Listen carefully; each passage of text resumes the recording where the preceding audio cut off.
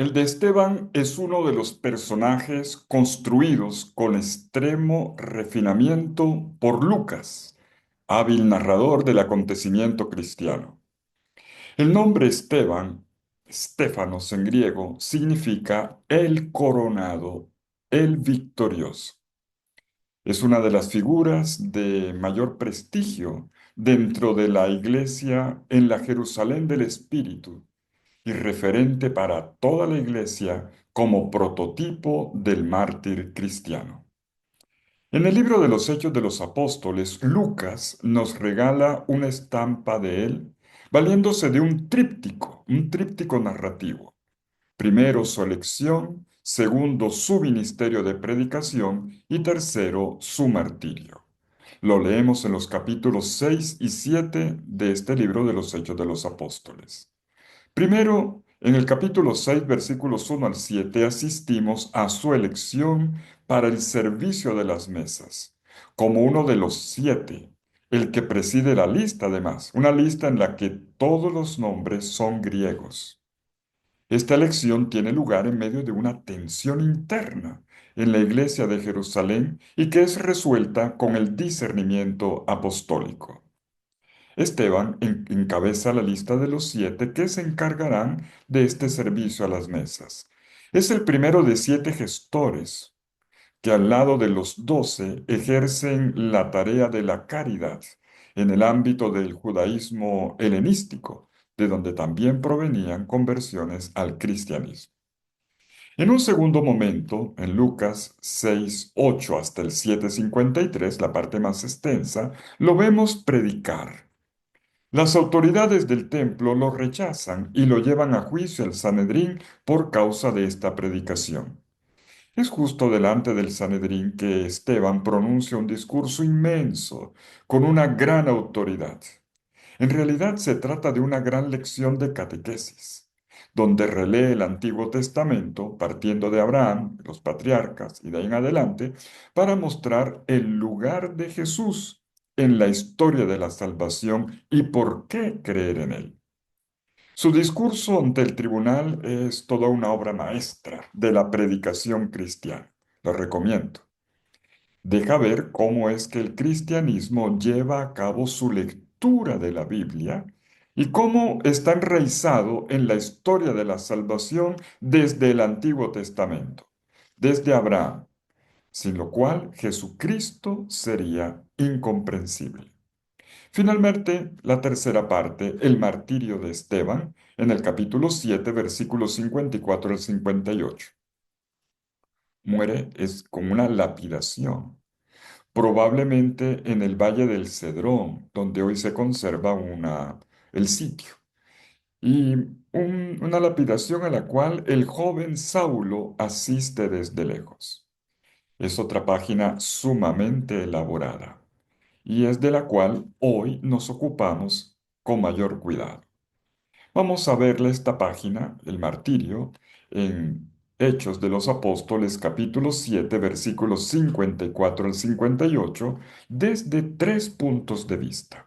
Primero, el de la historia; segundo, el de la teología lucana; y tercero, el nuestro. Comencemos con el martirio de Esteban desde el punto de vista de la historia.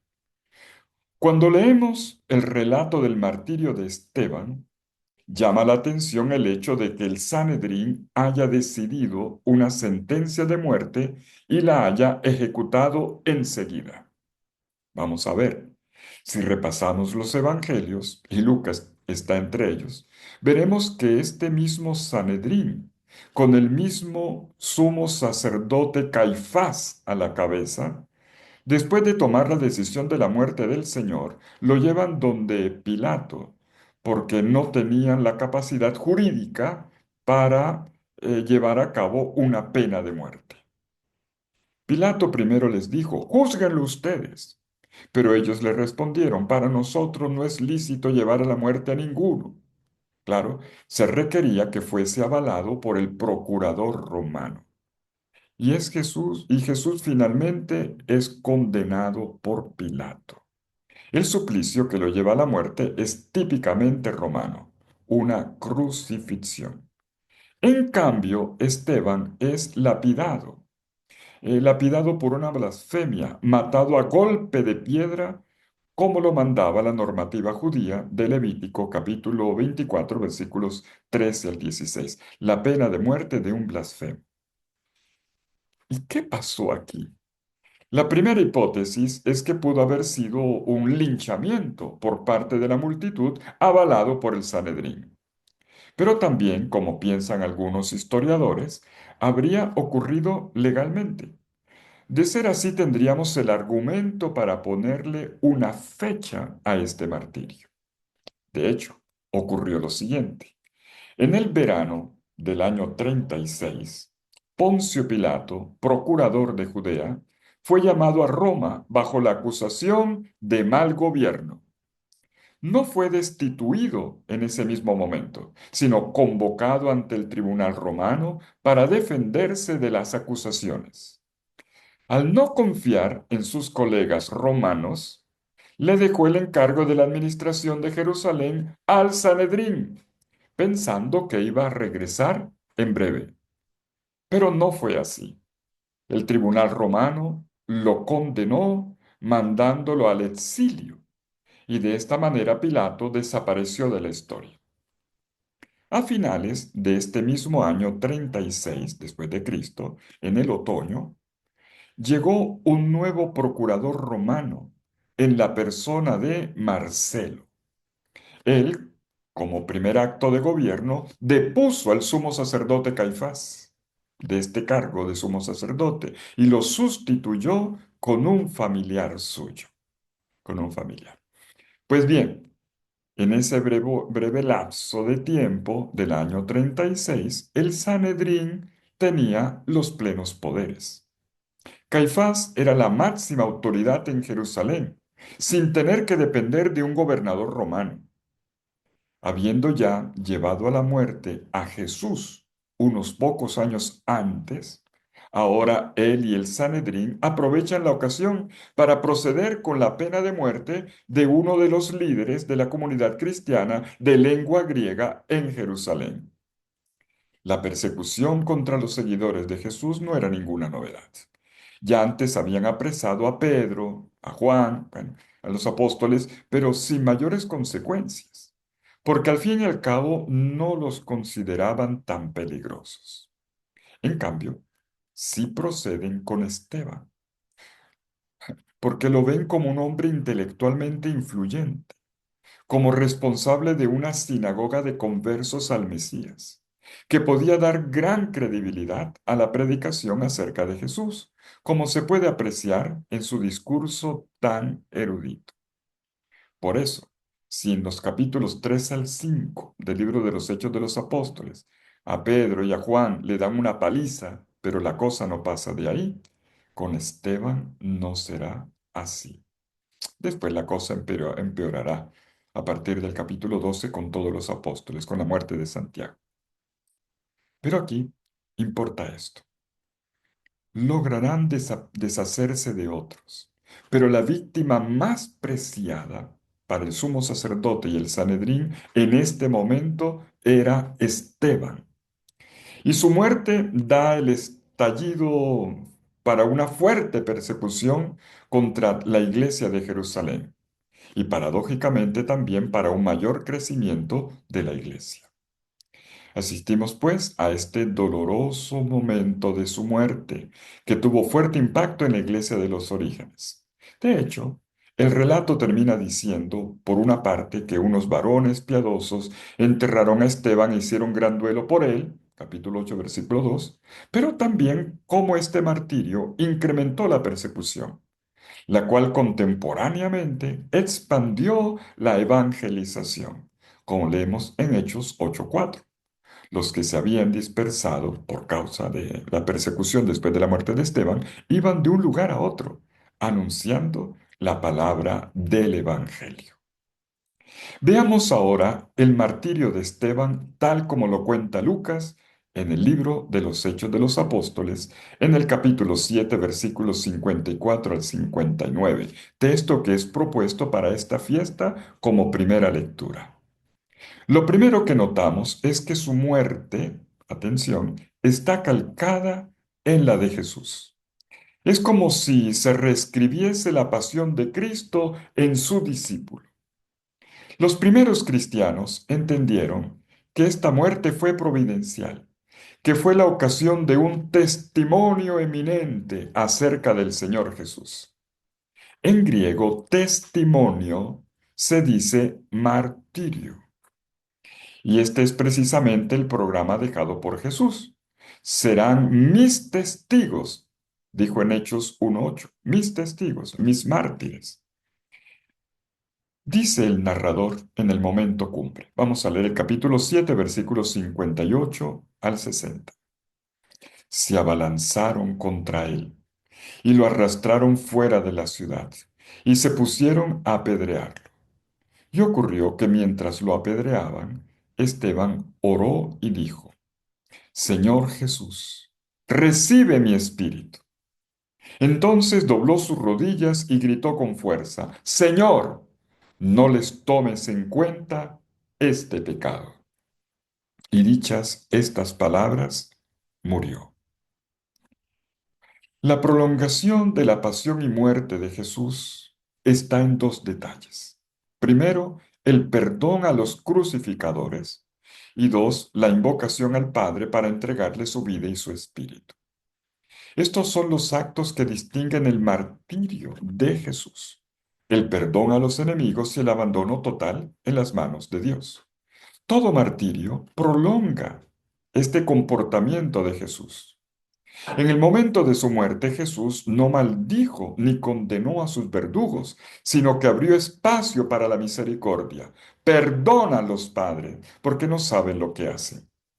Jesús moribundo no condena a quienes lo matan, sino que hace de su muerte un acontecimiento en el que se abre el espacio para la misericordia, para el perdón. Esteban, por su parte, quien muere por haber predicado a este mismo Jesús, se convierte en portador de su misma misericordia. Su coherencia, su testimonio hasta el final, no se usa para acusar, para estigmatizar el comportamiento de los verdugos o para fomentar el odio contra los enemigos de la fe. No. La muerte de Esteban más bien abre la puerta del cielo y la deja abierta, visible, incluso para todos estos que, a pesar de haberlo matado, no son acusados por este pecado ante el tribunal de Dios. Celebrar a un mártir significa, por lo tanto, no abrir nuestros tribunales a través de los cuales se puedan imputar los pecados, sino el abrir la puerta del perdón, de la misericordia divina. La misericordia es testimoniada por los mártires como el verdadero testimonio evangélico. El segundo gesto es el abandono de la vida entera en manos de Dios. A pesar de lo turbulento del momento, la oración de Esteban es contemplativa, parte de una contemplación de Jesús glorificado, entronizado a la diestra de Dios, de cómo el Señor de su existencia es realmente Señor todos los días de su vida hasta el final. También esta oración está calcada en el Evangelio. Jesús le había dicho al Padre, Padre, en tus manos encomiendo mi espíritu. Esteban, por su parte, a quien se dirige es a Jesús, a quien contempla en el cielo glorificado, como si estuviese extendiendo las manos hacia él en cuanto pronuncia la oración. Señor Jesús, recibe mi espíritu. Y Jesús lo recibe. Es una oración inspirada en la Sagrada Escritura, en el Salmo 31, versículo 6, pero que ya había sido cristificada en el Calvario, la cual da cuenta de una radical entrega a Dios. Orar es hacer oblación de sí mismo a Dios, dar carne y sangre de rodillas. El martirio es una ofrenda eucarística, la oración perfecta, junto con Jesús. La entrega total no siempre ocurrirá en los momentos más serenos de nuestra oración. en una oración tranquila en la capilla, ¿no? Ocurrirá en los días más difíciles, más turbulentos de nuestra vida. Y de una oración así brota una fuente de perdón y de reconciliación para los enemigos. Y esto no es nada fácil, porque no solo no se trata del hecho de morir y de morir violentamente, sino de morir de esta manera, con estas actitudes, perdonando y entregándose confiadamente, descansando en las manos de Dios que lo reciben, que lo abrazan y que lo levantan en una resurrección. En una de sus catequesis, el Papa Benedicto XVI le preguntó a sus oyentes, ¿de dónde sacó fuerzas este primer mártir cristiano para afrontar a sus perseguidores y llegar hasta el don de sí mismo? Y agregó, la respuesta es sencilla. A partir de su relación con Dios, de su comunión con Cristo, de la meditación de la historia de la salvación, del ver a Dios, que en Jesucristo ha llegado a su vértice. Y concluye el Papa Benedicto. Nuestra oración debe alimentarse también de la escucha de la palabra de Dios en comunión con Jesús y con su iglesia. Terminemos recogiendo ahora las lecciones de Esteban. La fidelidad a la fe, a la justicia y a una vida coherente transforman a un seguidor de Jesús en testigo suyo, en mártir.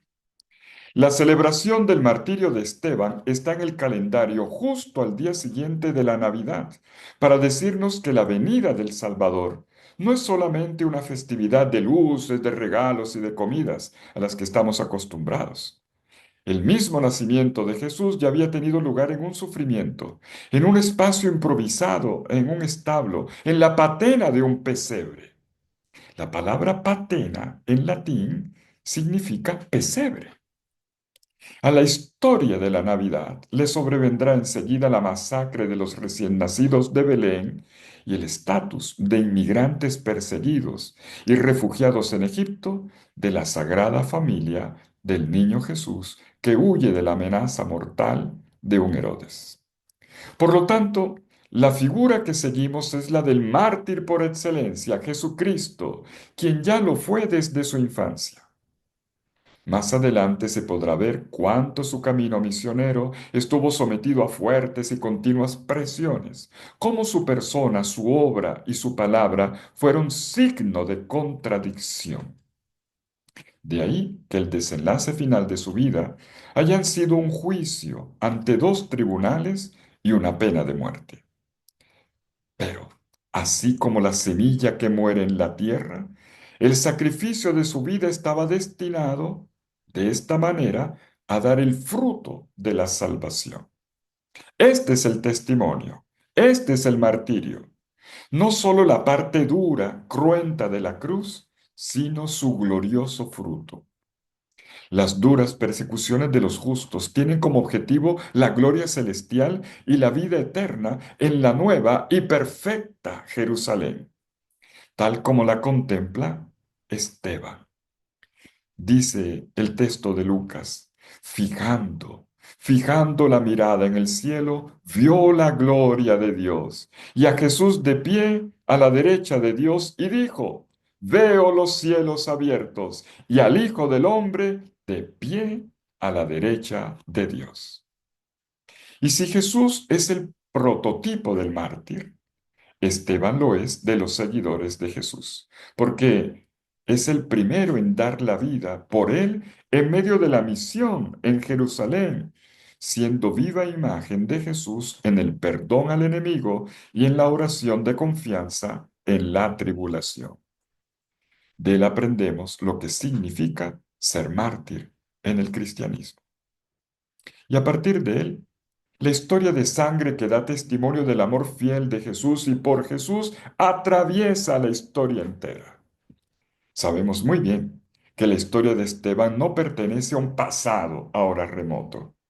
Esta dimensión de martirio, que es inherente a la fe, se repite hoy en diversas regiones de nuestro planeta, como fue visualizada en aquella multitud de mártires que el libro del Apocalipsis hace desfilar delante del trono divino y de Cristo Cordero. Una inmensa multitud que nadie podría contar, de todas las naciones, tribus, pueblos y lenguas, revestidos con túnicas blancas y con ramos de palma en las manos. Esta firma de la fe y del cumplimiento de la misión con sangre es una innovación revolucionaria. Como dijo un gran sacerdote italiano, conocido como el cura de la iglesia de la Ribera, Primo Mazzolari, decía así: un grupo de hombres libres y conscientes hasta el martirio es la innovación más revolucionaria que el presente puede esperar. Que el Señor nos conceda ser sus fieles testigos. Feliz fiesta de San Esteban.